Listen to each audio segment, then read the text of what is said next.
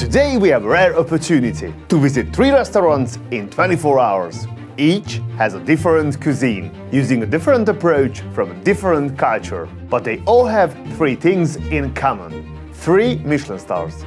According to the guide, 3 stars mean that a restaurant has exceptional cuisine and is worth a special journey. Today we will put this to the test and see how 3 very different Michelin 3-star restaurants compare.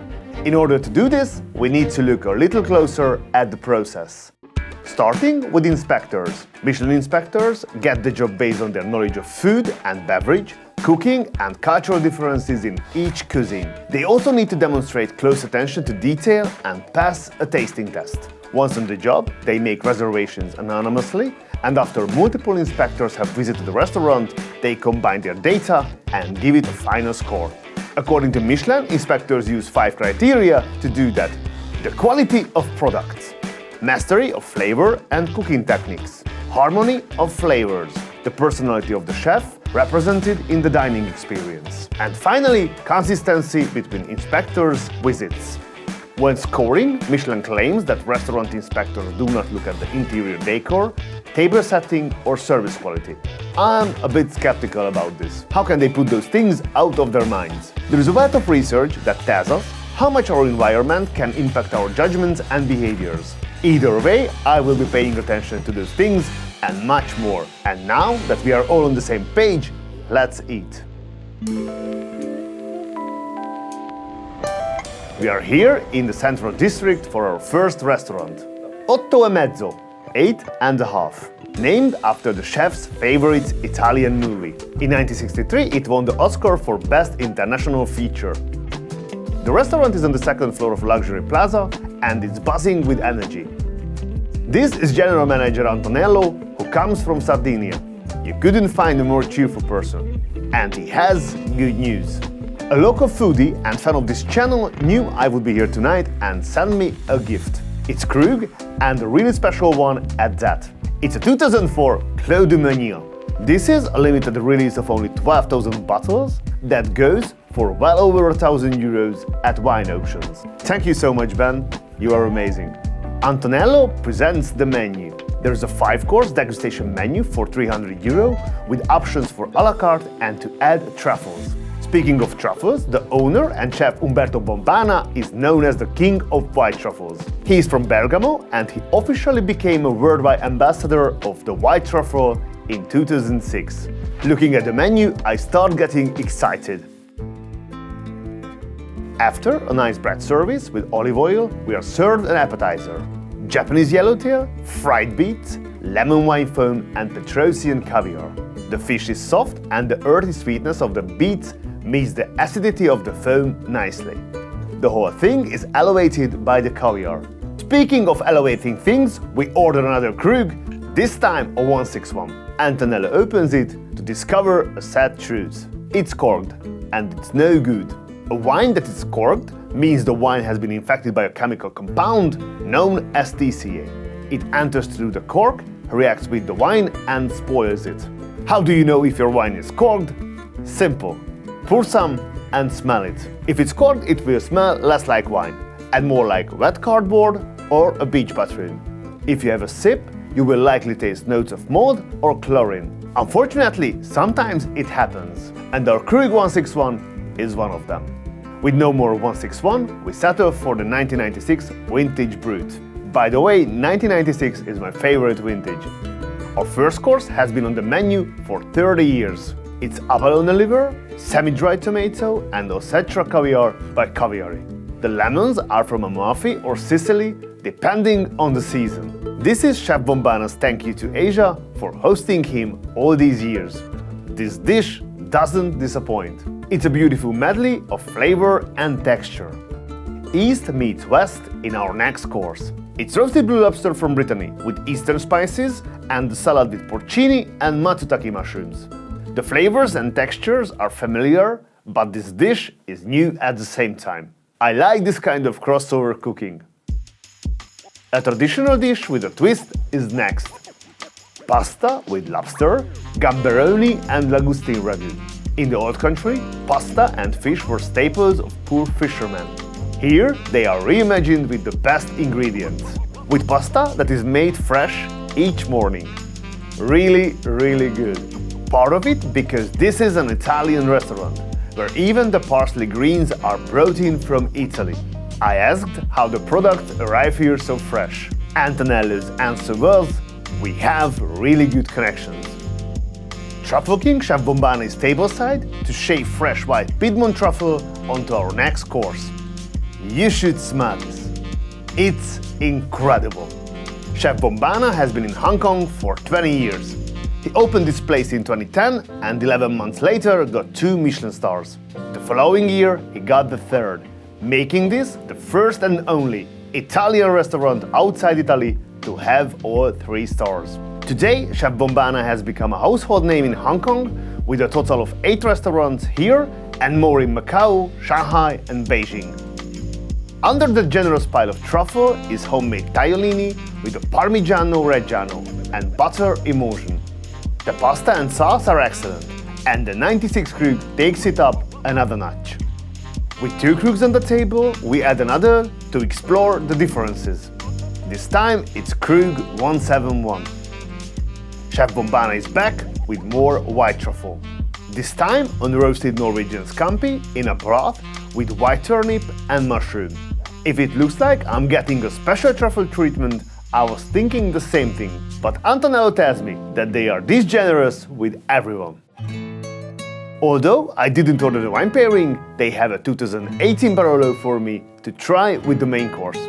It's lamb from Aveyron in southern France. Milk fat for 6 weeks, served with aromatic herbs, black olives and caponata. I remember some outstanding lamb dishes before.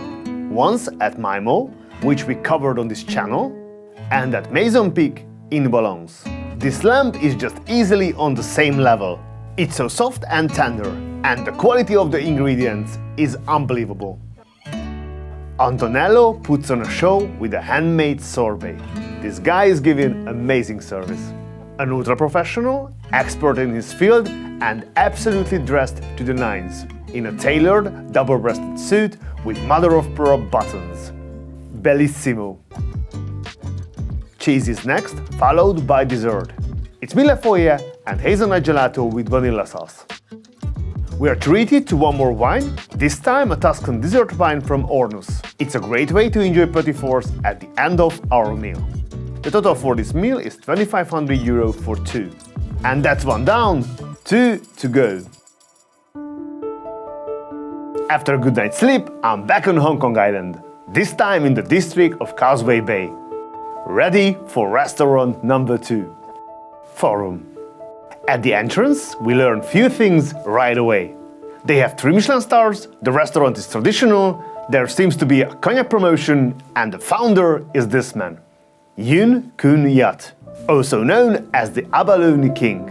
Although he sadly passed away in 2023, he lived an amazing life. He was born in 1932 in mainland China, but fled to Hong Kong after World War II.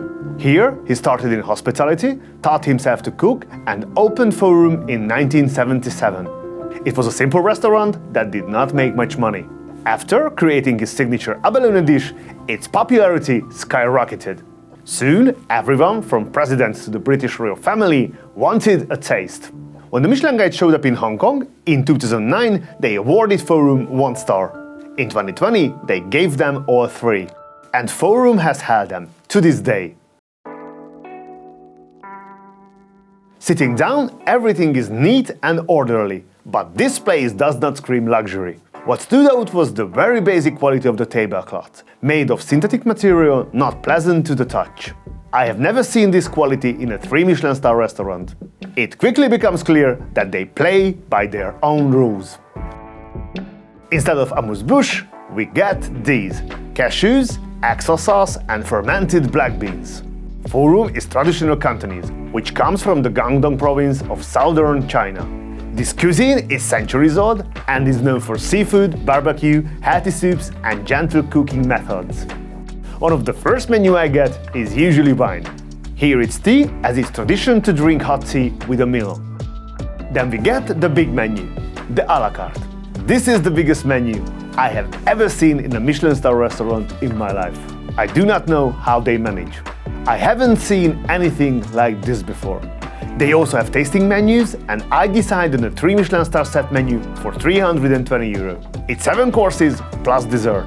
For wine, there is no pairing, but they have a big selection and some decent wines by the glass. I have a big day of dining ahead of me, so I think I will pass. Our first course is pan-fried Hokkaido scallop with caviar. Top ingredients, perfectly seared, nice buttery texture. We are off to a great start. Dim sum or steamed dumplings are next. Here we have a traditional steamed prawn dumpling, dumpling with roe, and a soup dumpling with pork. Next is double-boiled chicken soup with coconut. Double-boiled doesn't mean it's boiled twice. It's actually a slow, gentle way of cooking, where one pot is put into another pot of boiling water. It takes up to 5 hours, but they say this cooking style brings out the maximum flavor. It might not look amazing, but it tastes pretty damn good. Next is the signature dish that made the abalone king famous. Braised ayat abalone. Abalone was once reserved for kings and emperors because it was so difficult to prepare. Here it is slow cooked in a special sauce with sea cucumber. It has a silky texture and is full of umami flavor. So far the food has been interesting, but there are dishes not to my taste. I'm fascinated by the service here as it's so different. For one, servers lean on the table, which I haven't seen before. Then they put down the food and leave immediately. I'm not sure if they are scared of me, or it's a difference in language, culture, or both. Next is stir-fried lobster with XO sauce. This is more like it. A bit of presentation on beautiful Miyazaki tableware. Were they listening to my thoughts? Wonderful flavors and tender, tasty lobster. A roasted chicken wing, stuffed with minced shrimp, is next. It was crunchy, and the fatty chicken went really well with the sweetness of the shrimp. Next on the menu is poached seasoned vegetable with bamboo fungus in fish soup.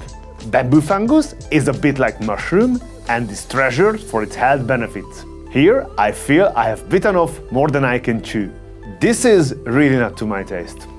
Traditional courses continue with braised rice, shark fin and fish ma. Shark fin soup is something you will often see at Chinese weddings, as it is said to increase qi and boost potency in the bedroom. Fish ma is the air bladder of a fish that helps it control depth in the water. This organ is a luxury, as it is high in collagen. I'm always interested in trying new things, but this dish was a little too strange for me. Coming back from the bathroom, I find myself in a weird position. I'm stuck. For about a minute, I can't get back to my table from the steady coming and going of servers. If anybody noticed me, they didn't show it. It was like I had become invisible. The things you might see elsewhere in the Michelin world, like someone pulling out your chair, escorting you to the table, or folding your napkin while you are gone, did not happen here, and do not seem to be part of the hospitality. As they say, different strokes for different folks. Our last course of the meal is a dessert with a funny name, bird nest with almond cream. I'm happy not to see any twigs or branches, but slightly horrified to find out it's made of real birds' nests, made from the spit of swallows, and harvested by hand from the caves of Southeast Asia. The dried, hardened saliva is an expensive ingredient in soups and desserts. It's been popular in Asia for centuries for its high nutritional value and in Chinese medicine. Eating a bird spit is not something I will likely ever try again, but it was interesting. The texture is a bit like jello. And that's gonna do it for lunch. Our total for today is 640 euro for two. And that's 2 down, 1 to go. Love what you are seeing? Support us by subscribing. And if you like this longer format, leave us a comment so we make more episodes like this in the future. For our third and final restaurant, we are back in the Central District for Hong Kong's newest Michelin 3-star. It's called TaVie. The name has a double meaning. In French, it means your life, and in Japanese, it means journey. We receive a warm welcome from restaurant manager Hiromi. As she brings us to our table, we pass by the head chef and co-owner Hideaki Sato. Our table has lots of interesting things to discover, starting with this card. What do you think it's for? I bet you didn't guess bread and butter. Both are homemade here with pride. I love attention to detail like this. We also get a little note from the chef reminding us of his cooking philosophy. Pure, simple and seasonal. On the menu, the only option is an 8-course tasting for 350 euro. They also have a wine pairing for 200 euro, so I take both. TaVie is an ambassador of the MAM Champagne House, so we get started with a little champagne tasting. Here we have a Pinot Noir next to a Chardonnay. Next, I get to try the bread and butter I have heard so much about. This sourdough bread is piping hot and delicious. Before we know it, the chef is at the table. He trained and worked in French cuisine for years. At age 32, he shifted gears and started learning Japanese cooking from scratch. In 2015, he opened TaVie, putting both French and Japanese cooking styles together. He got his first Michelin star in 6 months, and in 2023 they got the third. TaVie only has 6 employees, which might make it the smallest team in the world of 3 Michelin-starred restaurants. Not only is the team small, but the restaurant is too, and it's a bit cramped. The interior doesn't remind me of Japanese or French restaurants with 3 Michelin stars. The chef presents our first course, Kagani crab and avocado cocktail covered with chrysanthemum jelly. It's quite a large portion, which is good, considering it is delicious. Our next course is grilled hoki clam, Japanese winter turnip and 36 months aged Parma ham. I wasn't head over heels in love with this one. The flavors were okay, but the dish was a bit slower than I like. Our first wine in the pairing is a 2020 Pinot Noir from Côte d'Aubin, produced by Thomas Moret. It goes with the next course of roasted quail, topped with porcini risotto, a crispy risotto ring, fresh porcini and chestnuts. The quail is from Bresse, which is known for its top quality, but I think it was undercooked just a touch. The sake comes out next for a signature dish. House-made pasta with a seaweed sauce topped with premium Hokkaido uni. The uni is excellent. It's rich and creamy with a nice sweetness. The pasta wasn't bad, but I prefer the Italian version. So far, everyone on the service is kind and has a smile on their face, but service is quite slow. Probably because there are only few of them. Time for a new wine. This is a 2018 Louis Latour Corton Charlemagne Grand Cru. It's a heavy-eating Chardonnay, which is perfect for the next course. Pan-seared Brittany Blue Lobster. The sauce puts ingredients from the mountains together with the ocean. Excellent textures and flavors, I give this course a thumbs up. I wish I could say the same for this chair I'm sitting on. Now that we have been here a while, it's starting to be uncomfortable. The chef gives us a look at our final course before plating. In the meantime, our last wine is poured. It's a 2014 Bordeaux blend from Château Marbouzet. Our main course is served. It's roast fassona wheel with pumpkin gnocchi and celery root, served with white truffle. The meat is beautifully tender and these flavors work well together with the truffle. As we move to dessert, an interesting choice of drink is next. Gin and tonic. It's paired with apple with pink guava sorbet. Lovely combination I wasn't expecting. Our last drink is Kavalan whiskey and hot water, a common way to drink whiskey in Japan.